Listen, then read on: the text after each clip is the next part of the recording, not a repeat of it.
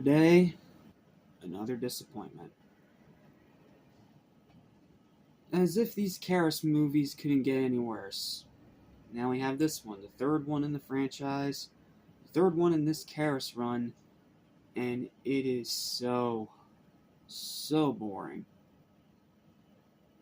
In the words of James Rolfes in A Massacre, it's just the same old shit. Like, there's pretty much nothing new here until the ending.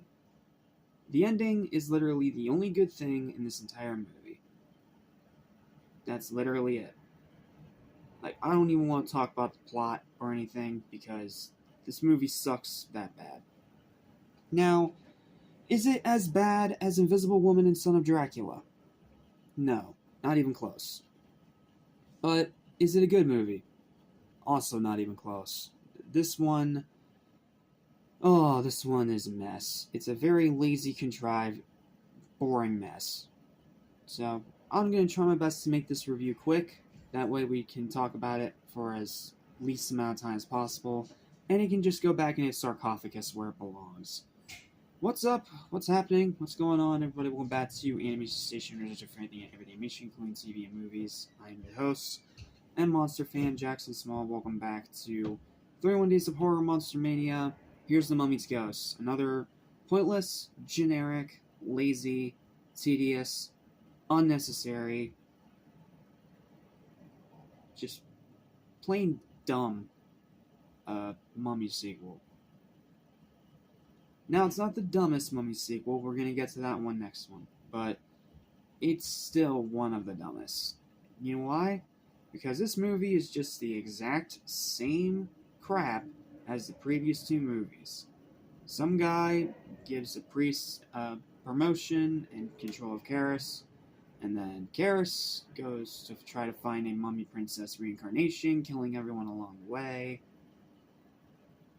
And guess what? Once the mummy gets the girl, the priest falls in love with the girl. It's not like we haven't already done this 2 or 3 times in a row. Right? It's not like we haven't already done this 2 or 3 times in a row.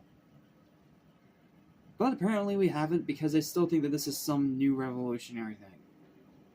Which is why this movie is so boring. It's just the same old shit. Like, pretty much nothing new here. Like, there may be some new characters, but you could pretty much swap them out with characters from the other Karis films and you wouldn't miss a thing. That is, again, until we get to the ending, where Karis attempts to escape with Amina, and the mob pursues the mummy and the princess into the swamps. In Karis' arms, Amina now ages rapidly and is actually revealed to be a Nanka. They are chased deeper and deeper into the swamp, and they both sink together in the bog.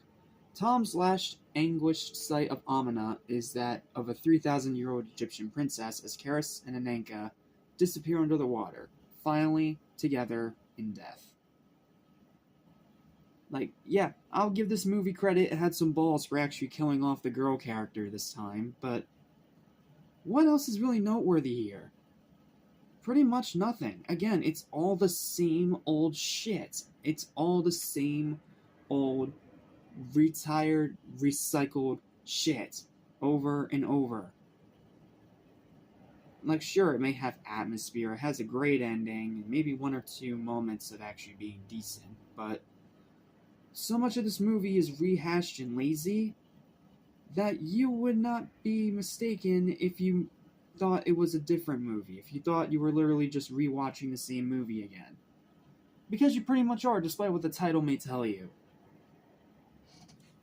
Let's just move on to the final thoughts. This movie's so freaking crap. The 4th Mummy movie, the 3rd Karis installment, and Lon Chaney Jr.'s 2nd time playing as the titular character, unfortunately. And while it's definitely not the worst Mummy movie Universal ever put their name on, it's still by no means passable and still one of the worst of the original Universal monster films. The story is a lazy rehash until the end, characters are boring, Karis is still a terrible, boring villain, pacing is agonizing, kills are generic, writing is terrible, and rewatchability is absolutely non-existent. Even if you're a B-movie fan, it fails as a B-movie. However, the ending is great, the music is pretty good, it's still brisk, and it does have a tiny bit of creepy atmosphere when Karras is stalking his victims. But just like I said with Son of Dracula, I ask again, why slog through so much tedious, clunky exposition to get to the few tiny highlights? Even as a B-movie, even as something in the background while you're hosting a Halloween party, it's still better left off to drown in the swamp. Final verdict for this bore is a 4 out of 10. And I promise you it would be much lower if the ending wasn't as great as it was. Outside of that, the movie is a complete mess, it's complete boring, contrived crap, and you can skip it. Honestly, you can skip all these Karras films, because they all suck.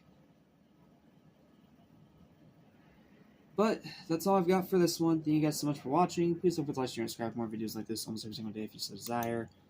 Feel free to hit the hype button if you so desire as well to get this up higher in the algorithm. And that's literally all I've got for this review. I'm not going into super details about the plot or anything because when a movie is this lazy, it doesn't deserve it. So, thanks for watching. I'll see you next time for House of Frankenstein. Bye.